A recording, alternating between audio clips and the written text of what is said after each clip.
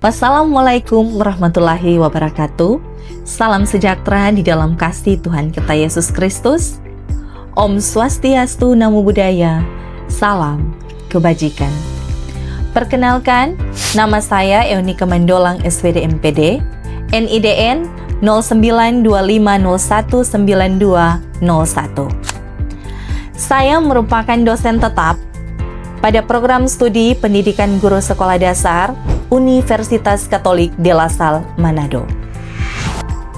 Pada saat ini saya akan memaparkan salah satu mata kuliah yang saya ampu, yaitu mata kuliah Strategi Pembelajaran di Sekolah Dasar dengan kode mata kuliah 81417. Bobot SKS 2 SKS. Video ini saya buat dalam rangka untuk memenuhi persyaratan sertifikasi dosen tahun 2025, khususnya dalam bentuk pernyataan diri dosen terkait pelaksanaan Tridharma perguruan tinggi dalam fokus aspek pengajaran DUKT. Saya akan memulai dengan menjelaskan deskripsi mata kuliah Strategi Pembelajaran di Sekolah Dasar dengan materi, metode, dan teknik pembelajaran di sekolah dasar. Mata kuliah ini merupakan mata kuliah wajib yang ditempuh oleh mahasiswa semester 5. Untuk bahasa pengantar yang digunakan dalam pembelajaran ini, saya menggunakan bahasa Indonesia. Deskripsi mata kuliah Strategi Pembelajaran adalah sebagai berikut. Mata kuliah ini membahas konsep, prinsip, pendekatan, metode, model, teknik, dan strategi pembelajaran yang sesuai dengan karakteristik di sekolah dasar. Mahasiswa akan mempelajari berbagai strategi pembelajaran aktif, menyenangkan, kontekstual, dan tematik integratif sesuai dengan perkembangan kognitif dan sosial anak usia sekolah dasar. Mata kuliah ini juga memfasilitasi praktik perencanaan dan simulasi strategi pembelajaran di sekolah dasar. Adapun capaian pembelajaran atau CPMK, yakni CPMK 1 menjelaskan prinsip-prinsip dasar strategi pembelajaran di SD. CPMK 2 menganalisis model dan metode pembelajaran yang sesuai dengan karakter siswa SD. CPMK 3 merancang strategi pembelajaran tematik integratif untuk siswa SD. CPMK 4 melaksanakan simulasi pembelajaran dengan menerapkan strategi yang relevan. Dan CPMK yang kelima, yakni mengevaluasi efektivitas strategi pembelajaran di sekolah dasar melalui refleksi kritis. Yang menjadi tujuan dari mata kuliah strategi pembelajaran ini yaitu mahasiswa mampu memahami konsep dasar strategi pembelajaran dan perannya dalam proses pendidikan di sekolah dasar. Yang kedua, mengidentifikasi dan menganalisis berbagai pendekatan, model, metode, dan teknik pembelajaran yang sesuai dengan karakteristik dan kebutuhan siswa SD. Yang ketiga, mampu merancang strategi pembelajaran tematik integratif yang aktif, menyenangkan, dan kontekstual berbasis kurikulum 2013 dan kurikulum Merdeka. Yang keempat, melatih keterampilan implementasi strategi pembelajaran melalui kegiatan praktik, micro-teaching, dan simulasi di dalam kelas. Yang kelima, melakukan refleksi dan evaluasi kritis terhadap efektivitas strategi pembelajaran yang diterapkan, serta mengembangkan inovasi pembelajaran berbasis kebutuhan siswa.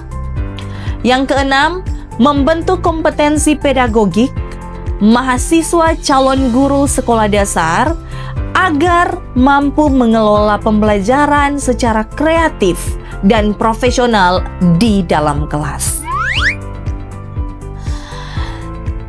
Adapun metode dan penilaian yang digunakan di dalam pembelajaran ini yaitu metode ceramah interaktif, diskusi kelompok, simulasi atau micro teaching, studi kasus, proyek berbasis strategi pembelajaran, dan refleksi dan penguasaan mandiri. Nah, untuk penilaian yang saya gunakan di sini ada 4 komponen penilaian, yaitu partisipasi dan presensi dengan bobot 10%, tugas yang terbagi atas 2, yaitu tugas mandiri dan tugas kelompok dengan bobot SKS 20%. Yang ketiga, ujian tengah semester dengan bobot 30%. Dan yang keempat, UAS atau portofolio dengan bobot 40%. Di dalam pembelajaran ini saya menggunakan beberapa referensi, di antaranya yaitu buku strategi pembelajaran dengan penulis Wina Sanjaya. Yang kedua, buku strategi pembelajaran di SD dengan penulis Abdul Majid. Yang ketiga, model pembelajaran terpadu dengan penulis Trianto. Yang keempat, Permendikbud nomor 37 tahun 2018 yang di dalamnya ada KI dan KD sekolah dasar. Dan yang kelima, panduan pembelajaran kurikulum merdeka di sekolah dasar. Nah, berikut ini merupakan cuplikan pembelajaran yang saya lakukan secara tatap muka pada mata kuliah strategi pembelajaran di SD dengan materi, metode, dan teknik pembelajaran di sekolah dasar. Selamat menyaksikan.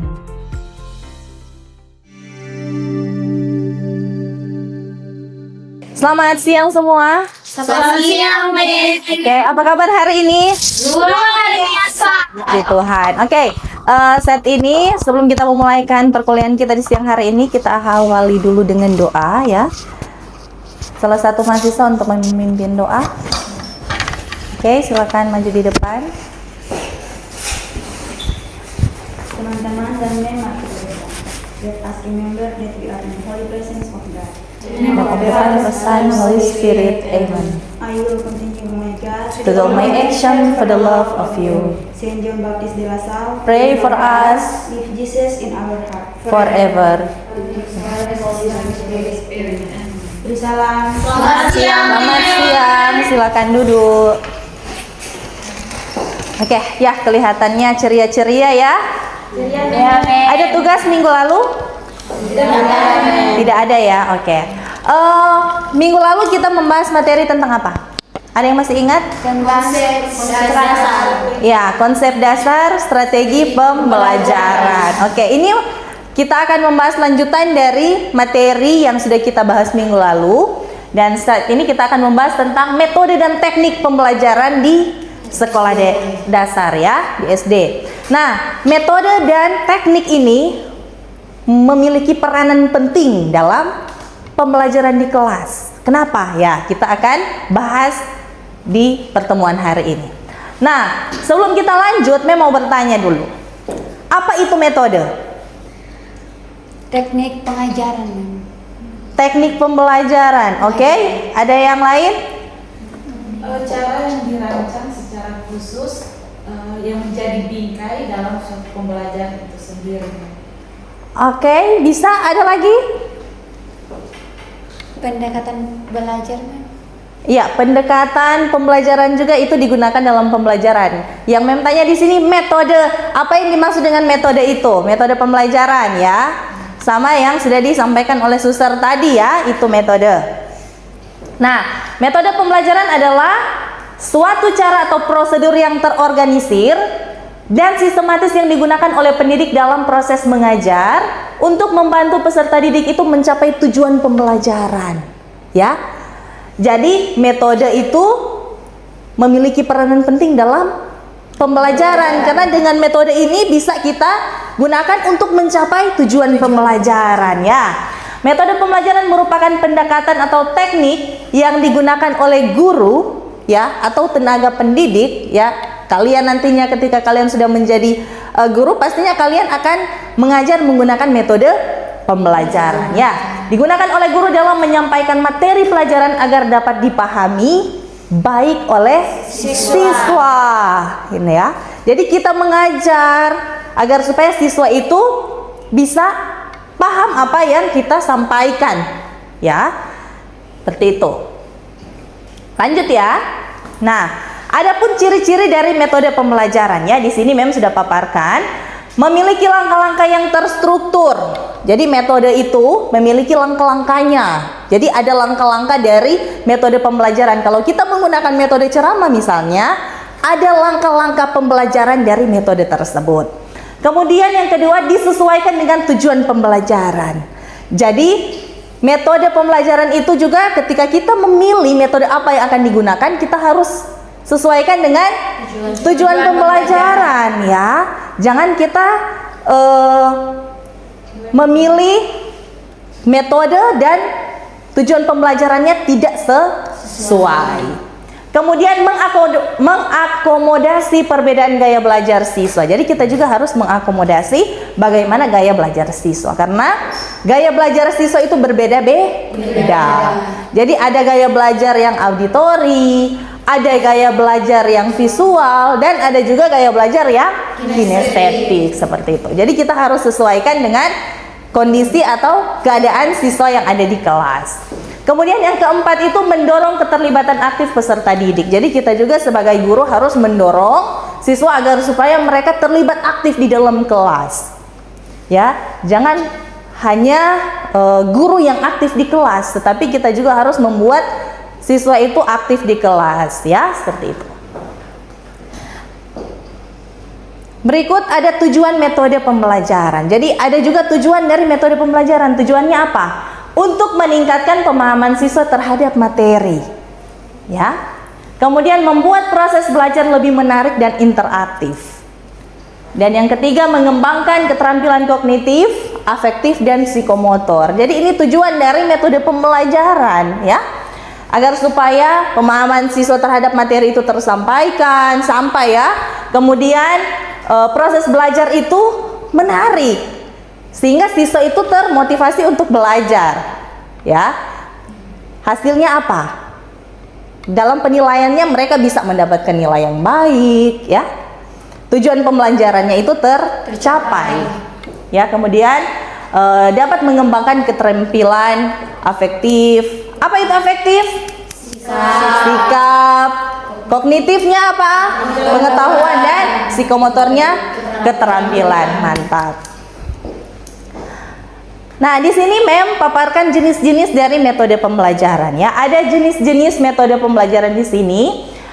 Ada metode ceramah ya.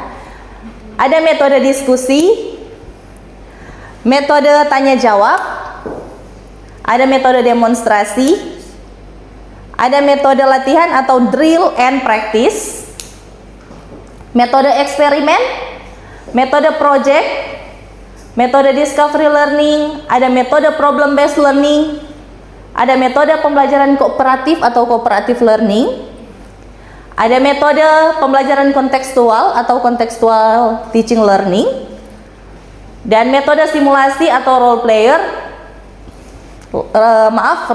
playing. Kemudian metode studi kasus, metode blended learning, dan metode game based learning ya.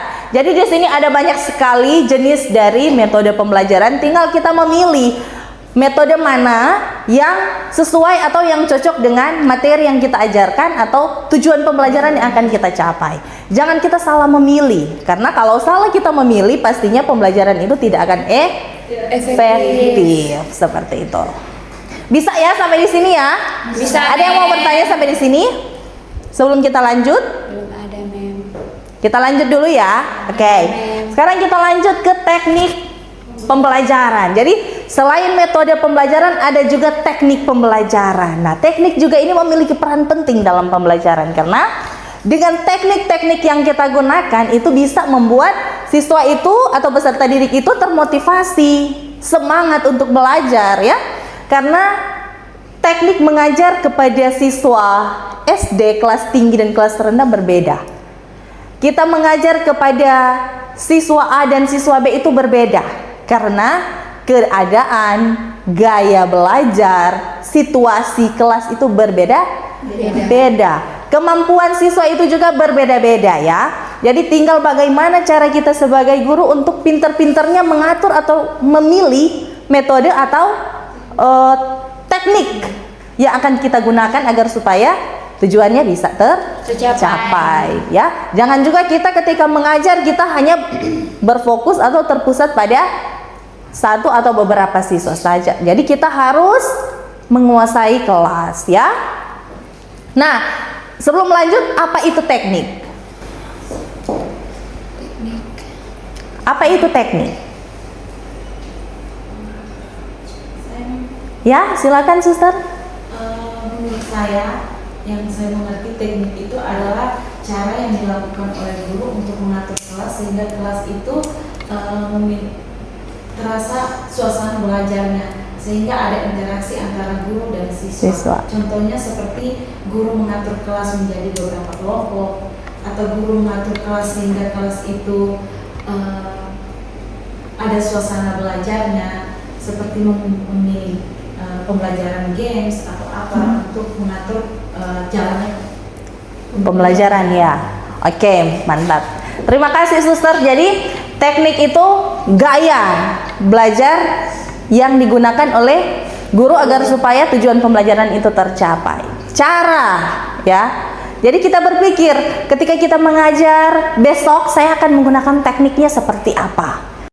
Gaya belajar saya seperti apa? Jangan kita hanya menggunakan satu teknik saja ya. Kalau kita memakai hanya itu saja, satu teknik saja, pastinya tidak akan efektif karena mungkin pertemuan berikut lagi mereka akan merasa bosan misalnya. Ya, mereka akan merasa ya gaya belajar itu saja sehingga tidak tertarik untuk belajar ya. Oke. Teknik belajar di sini diartikan sebagai cara yang dilakukan seseorang dalam mengimplementasikan suatu metode secara spesifik. Ya. Jadi, cara yang digunakan seseorang itu untuk mengajar di dalamnya sudah disusun semua cara-caranya seperti apa. Secara spesifiknya ya, dari awal sampai akhir pembelajaran. Nah, di sini saya memaparkan jenis-jenis dari teknik mengajar. Di sini yang pertama ada teknik bercerita atau storytelling. Ya, biasanya ini digunakan pada mata pelajaran bahasa Indonesia misalnya ya. Nih, guru menyampaikan materi dengan cara bercerita menggunakan intonasi, ekspresi wajah dan gerakan. Nah, manfaat dari teknik ini adalah meningkatkan daya imajinasi dan pemahaman ya. Cocok untuk pelajaran bahasa Indonesia, PPKN dan agama. Jadi kalau storytelling ini biasanya guru memberikan tugas kepada siswa untuk bercerita, ya, membaca satu cerita, atau guru menjelaskan dengan memberikan cerita dongeng misalnya kalau kepada kelas yang rendah.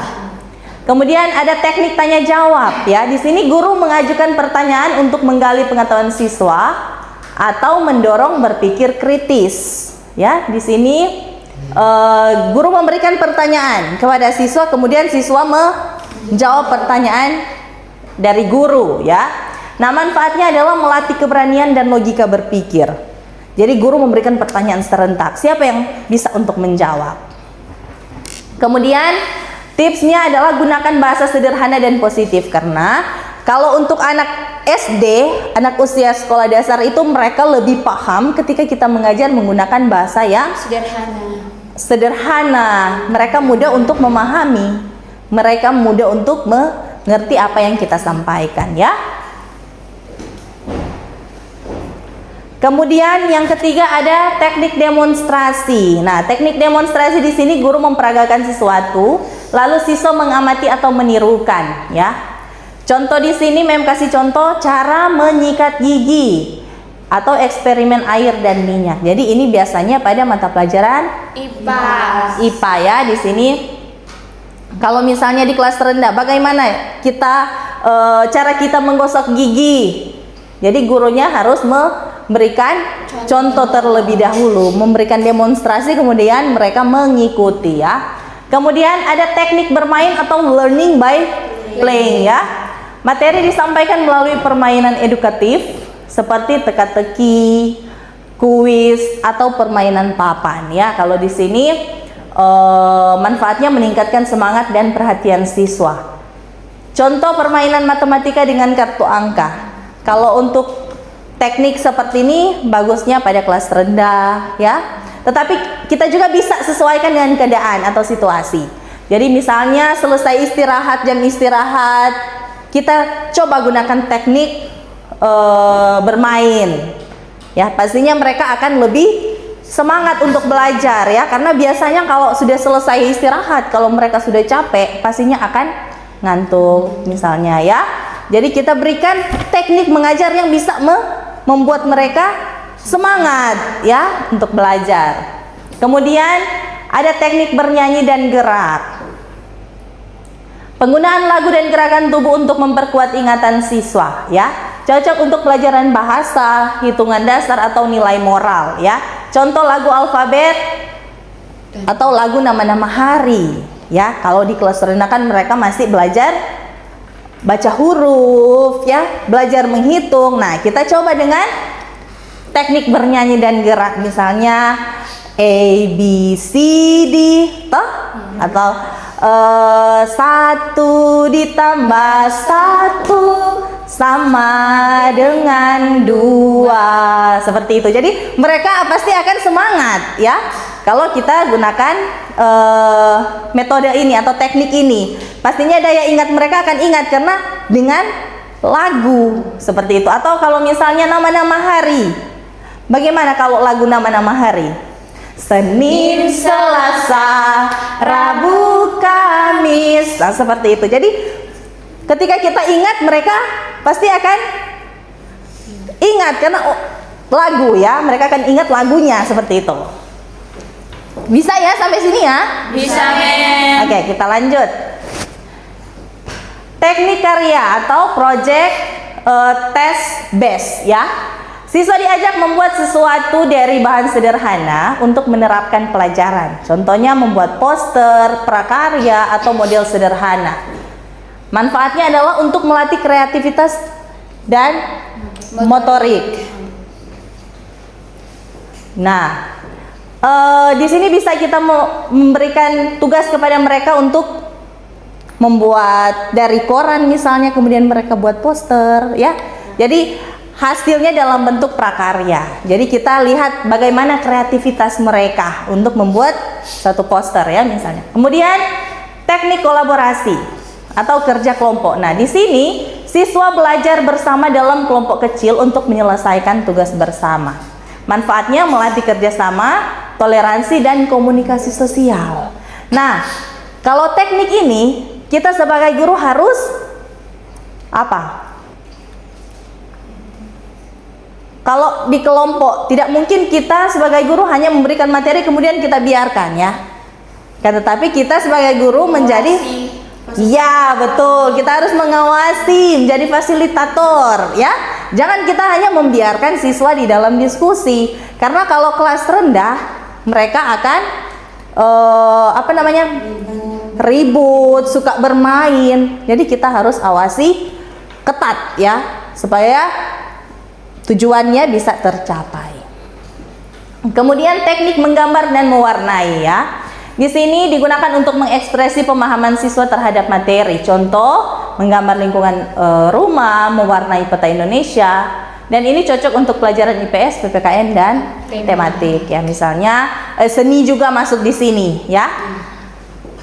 Teknik menggambar dan mewarnai. Kemudian yang ke-9 di sini teknik penguatan positif atau positive reinforcement. Guru memberikan pujian, penghargaan atau hadiah kecil sebagai motivasi. Contohnya stiker bintang ucapan hebat atau bagus. Jadi di kelas kita harus, kalau ada siswa yang mampu menjawab dengan benar, kita harus memberikan jempol misalnya, kamu hebat, atau kamu diberikan bintang, ya mereka akan senang. Kemudian teknik kunjungan mini atau observasi lapangan di sini mengajak siswa mengamati langsung objek yang sedang dipelajari. Misalnya kalau IPA kita bisa memberikan tugas kepada siswa untuk mengamati lingkungan sekitar. Oke, sampai di sini ada pertanyaan? Cukup jelas. Jelas? Jelas ya. Sebelum kita akhiri pertemuan hari ini, kalau ada yang mau bertanya silakan. Oh ya Dija, silakan. Oh ya Dija. Baik, Mem, terima kasih atas kesempatan yang telah diberikan. Jadi pertanyaan dari saya di sini, mengapa untuk pemilihan metode pembelajaran yang tepat itu sangat penting dalam proses belajar mengajar? Oke, pertanyaan yang menarik sekali ya. Jadi, mengapa pemilihan metode dan teknik mengajar itu yang tepat harus sangat penting. Oh ya, sangat penting ya. Memang pemilihan metode dan teknik mengajar itu sangat penting karena metode dan teknik ini dapat membantu guru untuk mencapai tujuan pembelajaran ya. Dengan teknik-teknik dan metode-metode pembelajaran yang ada, materi yang kita sampaikan kepada siswa itu bisa tersampaikan, bisa tersalurkan ya. Tetapi kita harus memilih metode dan teknik yang tepat. Jangan kita sembarangan memilih metode yang kita gunakan ya. Dampaknya apa? Pembelajaran tidak akan berlangsung secara efektif. Jadi kalau misalnya kita menggunakan metode yang menarik, metode yang tepat, pastinya tujuan pembelajaran itu akan tercapai. Jadi sangat penting ya ketika kita memilih metode dan teknik pembelajaran itu. Ada lagi pertanyaan? Sudah? Jelas ya? Jelas. Oke. Jika masih ada lagi pertanyaan bisa ya chat WA ke Mem bisa, atau kita diskusi langsung dengan Mem di ruangan Mem ya. Kalau ada yang misalnya mengganjal, silakan ke temu Mem ya. Karena waktu kita juga sudah habis ya. Oke, kita akhiri pertemuan kita hari ini dengan doa. Siapa yang pimpin doa? Silakan Cecil.